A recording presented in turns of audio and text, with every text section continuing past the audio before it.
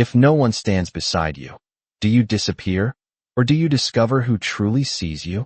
The words were never spoken aloud, but they hung heavy in the air as the church doors closed with a soft echo, sealing in a moment that no one would forget, and yet everyone wished to deny. Emily Hayes stood at the altar in a gown that shimmered under the warm glow of chandeliers, a $20,000 promise stitched into silk and lace, her hands trembling just slightly as the final notes of the organ faded. And then it happened. "I can't do this," the groom said, his voice sharp, cutting, final. He stepped back, then turned, then walked. 1 step, 2 steps, the doors opened, and just like that, he was gone. A few gasps broke the silence, then whispers, then something worse, laughter, quiet at first, then growing, spreading like a ripple across polished marble floors. Heels clicked, phones lifted, heads leaned close together. "Did you see that?" Unbelievable. She didn't even see it coming. Emily didn't cry. Not yet. Her eyes stayed forward, fixed on a space that no longer held anything real, her breath shallow, controlled, as if dignity could still be preserved if she didn't move, if she didn't react. The air smelled faintly of roses and something else now, something colder, like judgment. And in the far corner of the room, near the back row where the light didn't quite reach, stood a man no one noticed, Daniel Carter. Worn boots, simple button-down, the kind of man people look past without thinking twice. Beside him, a small girl clutched his hand, her wide eyes flicking between the altar and the murmuring crowd.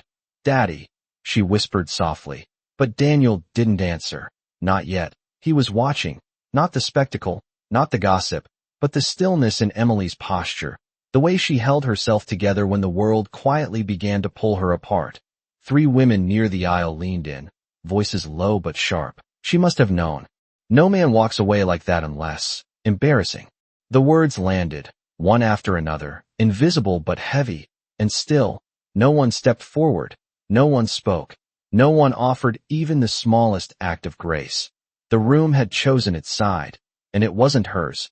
Daniel exhaled slowly, steady, like a man measuring something deeper than the moment. His daughter looked up at him again, searching, uncertain, and then, without announcement, without hesitation, he moved, 1 step forward, then another, then a third, the sound of his boots against the floor barely audible beneath the noise.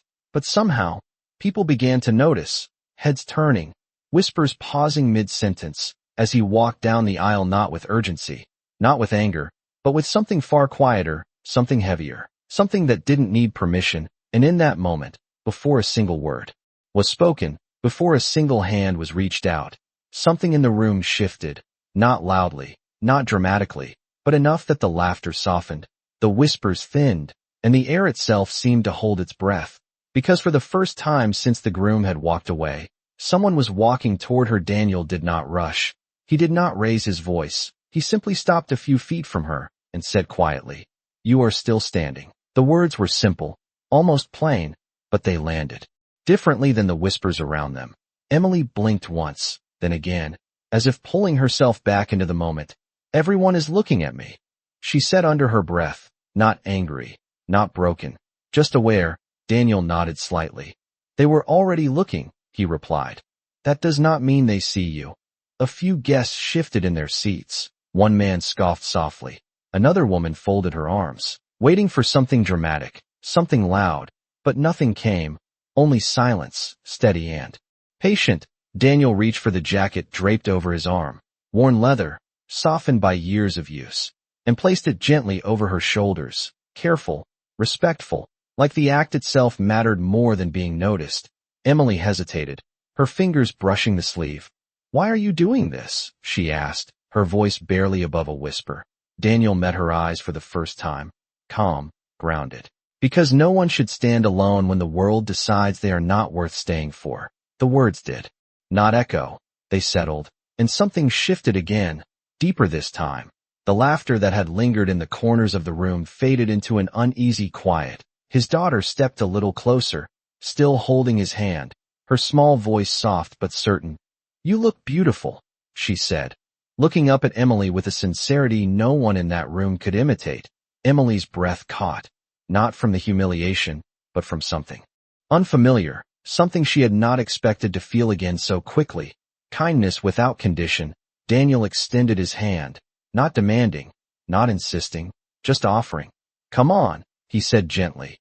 "You do not have to stay where you are not respected." A pause followed, long enough for doubt to whisper back in, long enough for pride to resist. But then Emily moved, one small step forward, then another, her hand finding his, not out of weakness, but choice. The room watched, every eye tracking them. Now, the bride who had been left behind and the man no one had noticed, walking together down the aisle that had just moments ago been a stage for judgment.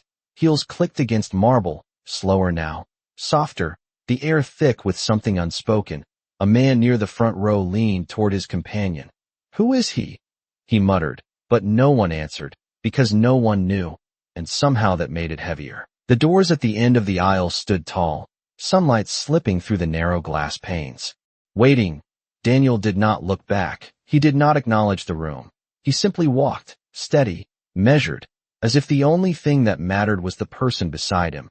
Emily tightened her grip just slightly, her shoulders no longer trembling, her breathing no longer shallow.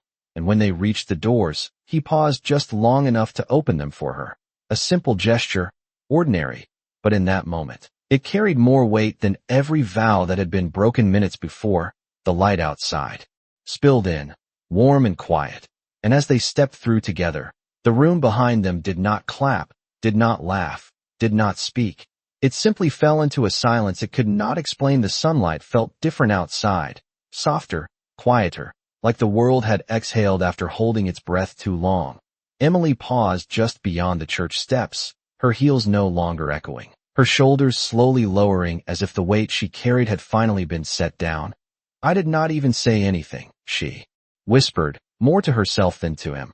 Daniel stood beside her, hands relaxed at his sides. "You did not need to," he replied, his voice steady. "Not everything deserves a response." His daughter stepped forward, looking up at Emily with the same gentle certainty. "Sometimes walking away is louder," she said, and for the first time, since everything had unraveled, Emily let out a small breath that almost resembled a laugh. Not joyful, not yet, but real. She glanced down at the oversized jacket resting on her shoulders, its warmth unfamiliar but grounding. "I do not even know your name," she said. Daniel nodded once. "Daniel Carter," he answered, then gestured softly to the little girl. "And this is Sophie." Sophie gave a small wave, her fingers slightly curled as if unsure, but trying anyway. "Hi," she said, and Emily knelt. Slightly, her dress pooling around her like something from another life. "Hi, Sophie," she replied, her voice softer now, less guarded. A car passed slowly on the street nearby, its engine low, almost respectful of the quiet unfolding on the steps. Inside the church, faint murmurs still lingered, but out here, it felt distant, like a different world. "What do you usually do after something like this?" Emily asked, a hint of uncertainty slipping through. Daniel tilted his head slightly, considering. "You eat," he said simply. "You sit somewhere that does not judge you, and you remember you are still here." She looked at him for a moment, searching for something hidden, but found nothing except calm. "That sounds normal," she said, almost surprised. "Normal is underrated," Daniel replied, a faint smile touching his expression before fading back into stillness. Sophie tugged lightly on his sleeve. "Can we get pancakes?" she asked, her tone hopeful, unaware of how perfectly ordinary her request sounded in a moment that had been anything but. Daniel looked down at her, then back at Emily. "There is a diner about half a mile from here," he said. "Nothing fancy, but the pancakes are good." Emily hesitated, her eyes flicking briefly back toward the church doors, still closed, still holding everything she had just left behind, then back to the man and child in front of her, strangers, who had offered her more in a few minutes than anyone inside had in hours. "Okay," she said quietly, and that one word carried more weight than any vow spoken earlier that day. They began to walk, side by side, not rushed, not uncertain, just moving forward. The sidewalk stretched ahead of them, lined with trees swaying gently in the afternoon breeze, each step pulling her further from the echo of judgment and closer to something she had not planned, something she had not expected, something that did not come with conditions. And as they reached the corner and turned away from the church entirely, no one noticed the moment her grip on Daniel's jacket tightened just slightly, not out of fear, but because for the first time that day, she was not walking alone. The diner bell chimed softly as Daniel pushed the door open, the warm scent of coffee and maple syrup wrapping around them like a quiet welcome. Emily paused for just a second at the entrance, her reflection catching in the glass. A bride in a worn leather jacket standing between two worlds. "You will fit in just fine," Daniel said gently. Noticing her hesitation, she gave a small nod and stepped inside. The hum of low conversation, the clink of forks against plates, the soft crackle from a corner radio filled the space. Ordinary sounds, steady, grounding. They slid into a booth near the window, sunlight stretching across the table in soft golden lines. Sophie climbed in first, already reaching for a menu. "Do they have chocolate chip pancakes?" she asked, her voice hopeful. Daniel smiled faintly. "They always do," he replied, then glanced at Emily. "You can order anything you want," he added, simple, without expectation. A waitress approached, her eyes flicking briefly to the dress, the jacket, the quiet tension that lingered, but she did not ask questions, just smiled. "Coffee," she offered. Emily hesitated, then nodded. "Yes, please." Her voice steadier now. Daniel ordered. For Sophie, then for himself, nothing complicated, nothing performative, just food. When the waitress left, a silence settled between them, not awkward, not heavy, just unfamiliar. Emily traced her finger lightly along the edge of the table, as if grounding herself in something real.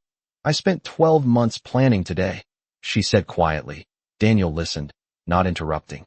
"Every detail, every flower, every seat, every word," she continued, her voice even, controlled. And in less than 60 seconds, it was all gone. Sophie looked up, her small brow furrowed. "That does not seem fair," she said simply. Emily's lips curved slightly. "No, it does not," she agreed. Daniel leaned back slightly, his gaze steady. "Fair is not always what happens," he said. "But it does not decide your worth." The words were calm, measured, like something he had learned the hard way. Emily looked at him, really looked this time, at the quiet strength in his posture, the absence of judgment in his eyes. "You talk like someone who has lost something too," she said, not accusing, just noticing. Daniel paused, just for a moment, then nodded once. "I have," he replied. Nothing more, no details, no explanation. But it was enough. The coffee arrived, steam curling upward, soft and steady. Emily wrapped her hands around the cup, letting the warmth settle into her fingers, into her breath, into the space inside her that had felt so hollow just an hour ago. Outside, a car passed, sunlight shifted. The world continued without asking permission. Sophie reached across the table, pushing a small packet of sugar toward Emily. "It helps," she said, her voice certain in the way only children can be.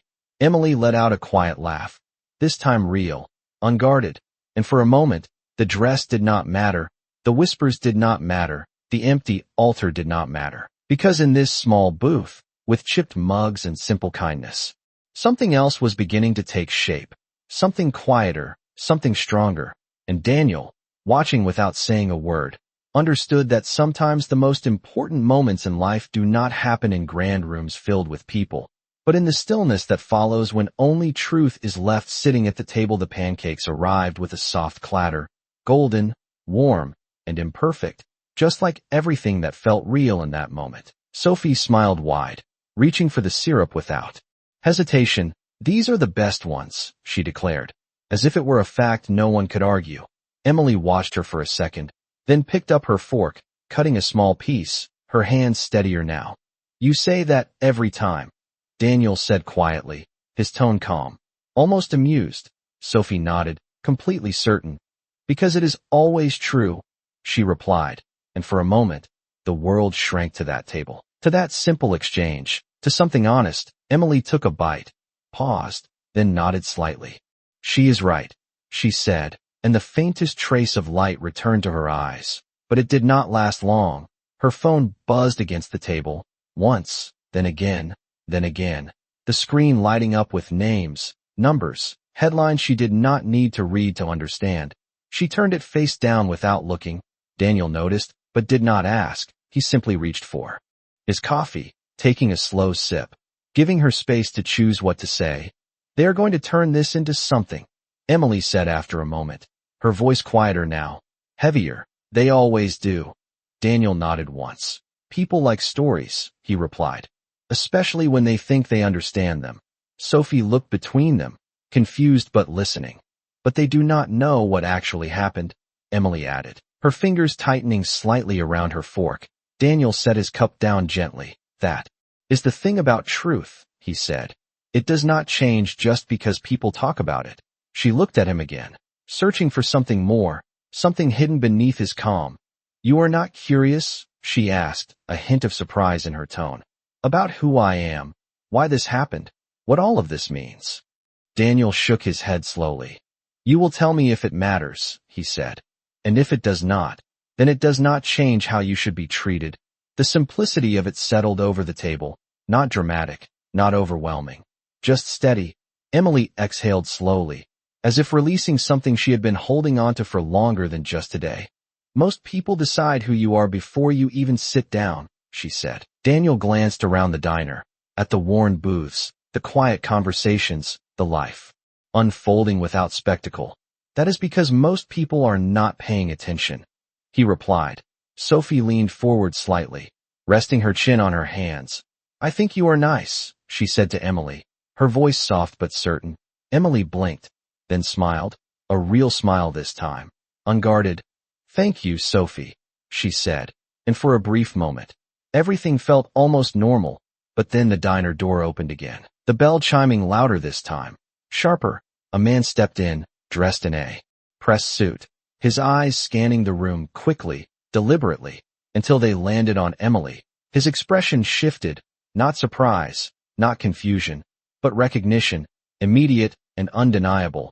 He walked toward the table without hesitation, each step measured, controlled, the kind of presence that did not ask for attention but took it anyway. Daniel's posture did not change, his hands remained still, his gaze calm. But something in the air tightened, just slightly, like the moment before a storm that no one had yet named. The man stopped beside their table, his voice low, respectful, but urgent. "Miss Hayes," he said, and the name landed heavier than anything spoken before. "We have been looking for you." Sophie looked up, confused. Emily did not respond immediately, her expression unreadable, and Daniel, watching quietly, realized that the story he had stepped into was far larger than the room they had just left behind. Emily did not look up immediately, her fingers still resting lightly against the edge of the coffee cup as if the warmth there mattered more than the voice. Calling her name, "We have been looking for you," the man repeated, a little softer this time, and the room seemed to quiet around those words. Daniel glanced at him briefly, then back at Emily, not questioning, not reacting, just present. Sophie shifted slightly in her seat, her eyes moving between the adults, sensing something had changed. "It is okay," Emily said finally, her voice calm but distant, as if she had stepped into a version of herself that belonged to a different world. She lifted her gaze to meet the man's eyes. "I am not lost," she added, and though her tone remained steady, there was something underneath it, something firm. The man nodded quickly. "Of course, Miss Hayes. But there are people waiting, your father, the board, the press." He paused briefly, choosing his words carefully. "They are concerned." The word lingered in the air, heavier than it should have been. Sophie frowned slightly. "Why are so many people looking for you?" she asked, her voice small, but direct. Emily looked at her, and for a moment, the composed mask softened. "Because they think I belong somewhere else," she replied gently. Daniel leaned back slightly, his expression unchanged. "Do you?" he asked, simple, without pressure. Emily hesitated, her eyes flicking briefly toward the window, where sunlight still stretched across the pavement outside, where nothing demanded anything from her. Then back to the table, to the half-finished pancakes, to the quiet presence of a man who had asked for nothing in return. "I do not know," she admitted, and that truth settled deeper than anything else spoken so far. The man in the suit shifted his stance, uncomfortable now, as if the conversation was moving beyond his control. "Miss Hayes, this is not the place for you," he said, a little more urgency creeping into his voice.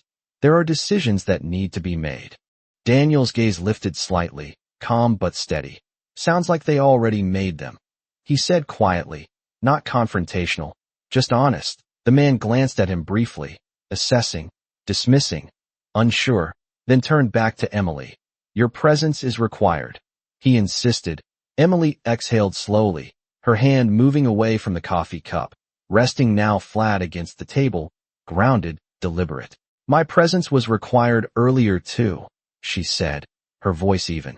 And they still walked away. The words did not rise, did not accuse. They simply existed, and somehow that made them impossible to ignore. Sophie looked at Daniel, then back at Emily. You can stay if you want, she said quietly, her tone gentle but certain. We are not going anywhere. Daniel did not speak, but his stillness said enough. No pressure, no expectation, just space. The man in the suit straightened slightly, as if preparing to push again. But something in Emily's posture stopped him. Something quiet but immovable. She reached for her phone, still face down on the table, and turned it over slowly, the screen lighting up again with missed calls and headlines waiting to be written. She stared at it for a moment, then pressed a single button, silencing it completely, and set it back down, her hand lingering there just a second longer, before she looked up again, not at the man in the suit, not at the door, but at Daniel. What happens if I do not go back? She asked, her voice softer now, but clearer than it had been all day. Daniel held her gaze, steady, grounded. Then you start deciding where you actually belong, he replied, and for a moment, the entire diner seemed to fade into the background. The noise, the movement, the world outside, all of it distant, because in that small space, between a question and an answer, something far greater than expectation had begun to take shape, and the man who had come to take her back realized, without anyone saying it out loud, that she might not be leaving with him at all. The man in the suit remained still for a moment, as if recalculating something he had always assumed was certain. Then he lowered his voice slightly, more controlled now. Miss Hayes, this situation is already escalating, he said. Your name is trending.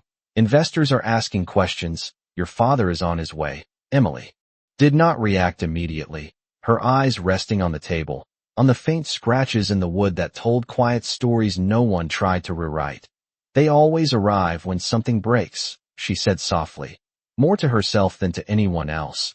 Daniel watched her, not interrupting, not guiding, just present in a way that did not demand direction. Sophie leaned closer to Emily, her voice small but steady. You do not look broken, she said, and the simplicity of it landed deeper than any statement of concern ever could. Emily looked at her, something shifting behind her eyes again, something steadier now. I am not, she replied, and this time there was no hesitation in her voice. The man in the suit exhaled slowly, adjusting his jacket as if regaining control of a situation that was quietly slipping away. This is not about how you feel, he said, more firmly now. There are responsibilities, expectations, contracts already in motion. Daniel's gaze lifted slightly, calm but unwavering. Sounds like a lot of people decided her life without asking her, he said, not loud, not aggressive, just clear. The man turned to him again, a flicker of irritation crossing his face. And you are? He asked, his tone measured but edged. Daniel did not shift, did not defend. Someone who is not asking her to be anything right now, he replied. And the contrast between the two men settled into the space like a line drawn without effort. Emily's fingers curled slightly against the table, grounding herself in that difference. You keep saying I need to go back, she said, finally lifting her gaze fully to the man in the suit. But you have not asked me if I want to. A pause followed, longer this time, heavier, the kind that makes people uncomfortable because it asks for something real. The man opened his mouth, then closed it again, the script he had come with no longer fitting the moment. Sophie swung her feet gently beneath the booth, unaware of the gravity, but fully aware of the feeling. Sometimes grown-ups forget to ask, she said, her voice light but honest. Emily let out a small breath, almost a laugh, but steadier now, stronger. She reached up slowly and removed the veil from her hair, the delicate fabric catching the light for a brief moment before she folded it neatly and placed It beside her on the table, a quiet gesture, but one that changed everything. The man watched, his expression tightening slightly. "Miss Hayes," he began again. But she raised her hand just enough to stop him. Not forcefully, not dramatically, just enough. "Emily," she said, her voice calm, certain. "That is my name."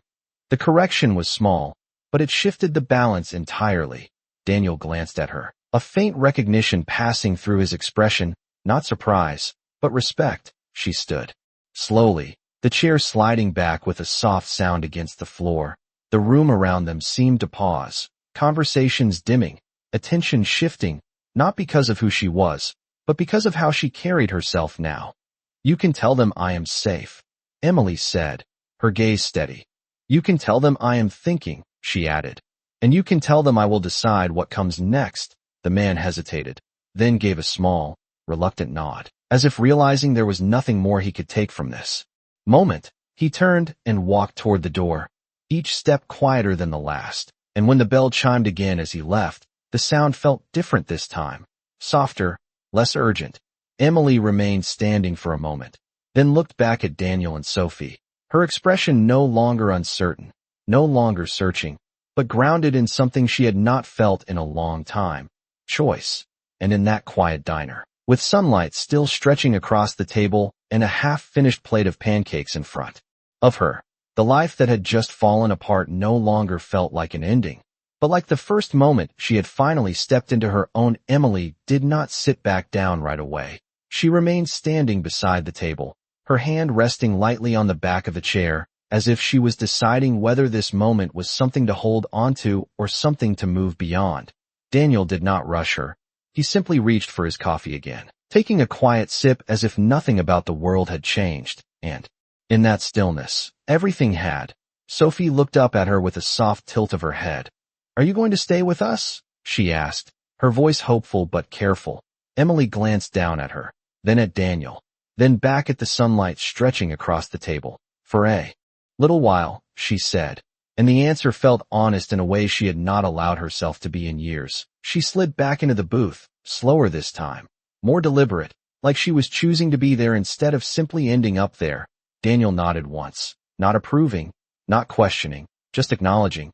"That is enough," he said quietly. Sophie smiled and pushed the syrup bottle slightly closer to Emily. "You did not finish," she pointed out. Emily looked at the plate, then picked up her fork again, cutting another small piece. The motion simple, grounding. Outside the diner window, a black car pulled up slowly, then another behind it. Doors opening in quiet succession, men in suits stepping out with measured movements. Not hurried, not loud, but unmistakable. Emily noticed, but she did not stop eating, not this time.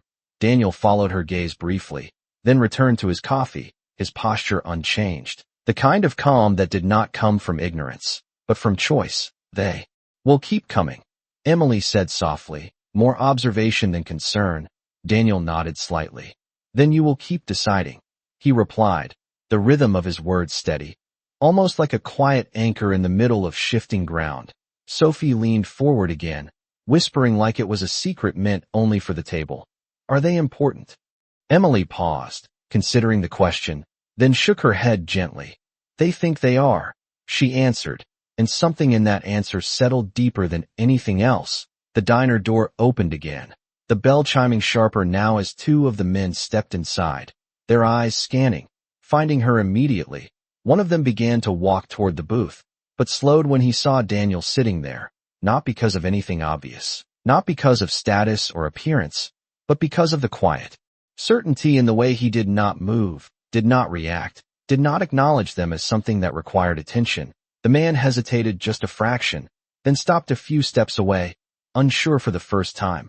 Emily finished her bite, set her fork down, and wiped her hands slowly with a napkin, every movement deliberate, every second owned.